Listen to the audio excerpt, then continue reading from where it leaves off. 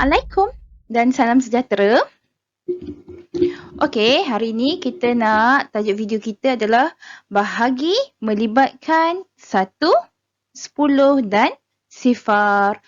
Untuk maklumat lebih lanjut boleh lihat di buku teks Matematik tahun 2 muka surat 104 dan 105.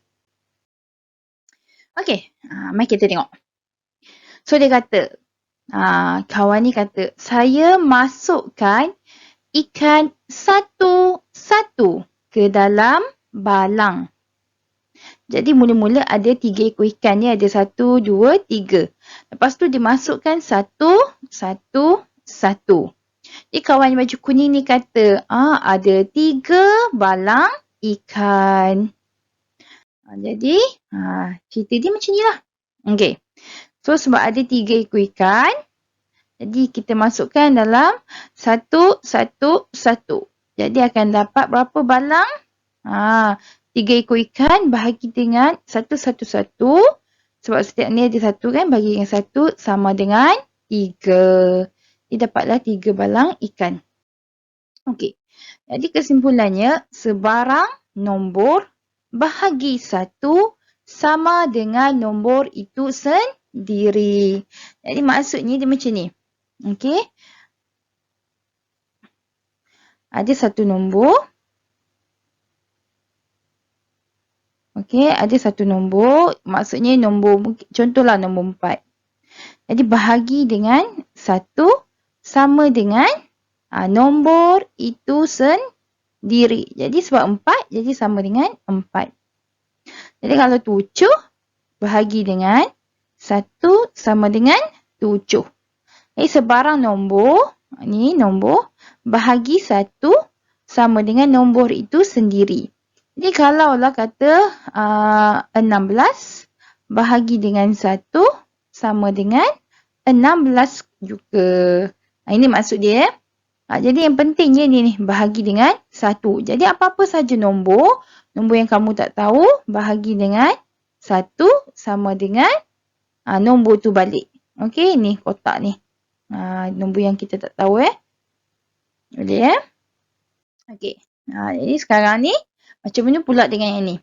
Okey, dia kata mula-mula dalam satu papan ni ada 30 biji telur. Lepas tu dipecahkan kepada bekas ni, setiap bekas ni diisi 10. Ni 10, 10, 10. Jadi jumlah semua 30 lah kan. Jadi daripada 30 ni, dia pergi letak 10, 10, 10. Jadi dapat berapa bekas? Ni dapatlah 3 bekas. Okey. Jadi 30 pecah kepada 10, 10. Jadi kita boleh tulis sebagai 30 bahagi dengan 10. Nampak 30 bahagi dengan 10. Jadi dapat berapa tu? Dia dapat berapa bekas? Dapat 3 bekas. Jadi 30 bahagi 10 sama dengan 3. Okey, jadi untuk selesaikan soalan yang ada bahagi dengan 10 ni ada banyak cara. Jadi kalau dekat buku teks tu dia ada tunjuk 2 cara. Okey, cara yang pertama, cara yang macam kat atas ni lah. Dia buat 10, ini 10, ini 10, ini 10. Jadi ada berapa? Ada 1, 2, 3. Okey. Jadi dia buat kumpulkan 10, 10 dapat 3 kumpulan. Itu cara yang pertama. Cara yang kedua pula, kalau kat buku teks tu dia tunjuk yang ini. Ingat tak ini cara apa? Ini cara tolak berturut-turut. Sebab bahagi ada juga tolak berturut-turut. Jadi sebab dia bahagi dengan 10, jadi tolak 10, 10. Jadi tolak 10, 10, tolak lagi 10. Jadi dapat berapa ni? Dapatlah 3. Okey. Mari kita tengok lebih lanjut lagi. Okey, jadi soalan dekat sini dia bagi bentuk yang macam ni. Jadi kita pun tengok nombor yang terakhir ni adalah 40. Jadi dia mula pada nombor 40. Jadi kalau kita nak tulis, bolehlah kita tulis sebagai 40. 40 nak bahagi dengan berapa? Cuba tengok. Ni 1, ni 40, ini 30. Jadi 40 tolak 30 sama dengan 10. Jadi ini 10, ini pun 10. Ini tolak 10. Ini 30 tolak 20 pun 10. Ini pun tolak 10, ini pun tolak 10. Jadi confirm lah 40 bahagi dengan 10. Dapat berapa? 1, 2, 3, 4. Sama dengan 4. Okey. Ini 40 bahagi 10 sama dengan 4. Kalau nak tengok lebih lanjut, mari kita tengok yang ini. Okey, yang ini dia bagi lebih panjang lagi garis nombor dia. Dia bagi 70. 70, 60, 50, 40, 30, 20, 10 sifar. Jadi, confirm lah. Confirm apa? Untuk yang dekat sini, soalan yang kita nak bagi, bahagi dengan 10. Okey. Ni nak dapat apa? Yang ini bentuk yang confirm untuk soalan ni. Okey, mari kita tengok. Jadi dia kata 10. 10 bahagi dengan 10 bahagi dengan 10. Ini bentuk yang tadi bentuk yang kita dah saya sebut tadi. Apa-apa nombor bahagi dengan 10. Nak tengok dapat dengan berapa. Ini bentuk dia. Jadi 10 bahagi dengan 10. Jadi 10. Jadi awak tengok nombor 10. Berapa langkah ni? 1. Jadi 1 lah. Okey.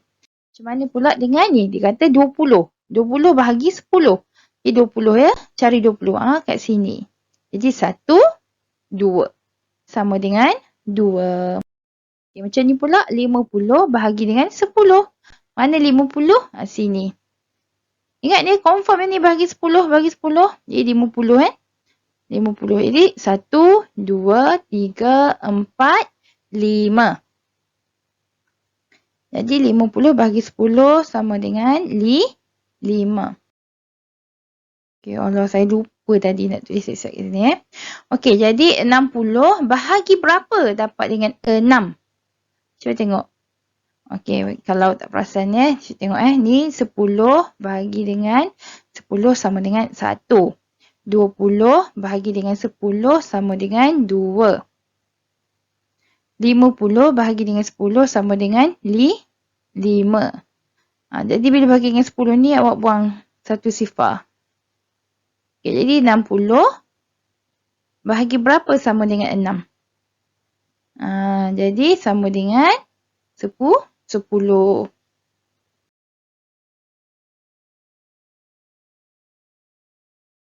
Okey, manakala 70, ini 70 bahagi dengan berapa? Bahagi dengan 10 sama dengan 7. Okey. Jadi yang ni pula. Okey, itu yang bagi 10 tadi Okey, macam ni pula dia kata. So, kawan baju biru ni dia tengok dalam tin. Dah tak ada biskut. Dia kata tidak ada biskut untuk dikongsi dengan Rajan. Rajan yang ni Lepas tu Rajan pun kata, jadi kami tidak dapat biskut. Tengok, piring yang Rajan pegang, tak adalah nak letak biskut untuk baju biru ni. Kata Ali dengan Rajan tak ada biskut. Sebab apa dalam ni tak ada? Okey, jadi piring ni pun kosong, tak ada apa-apa. Okey, jadi cuba tengok ni. Sebab biskut tak ada, bila nak bahagi dengan Ali dengan Rajan, dah tak ada biskut, ada tak dapat apa-apa? Tak dapat apa-apa. Jadi sifar lah juga. Okey? Boleh?